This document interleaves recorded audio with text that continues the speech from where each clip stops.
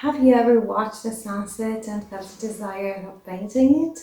And have you ever tried to capture the beautiful atmosphere and then maybe ended up with muddy colors, poor lighting, and a very frustrating final result?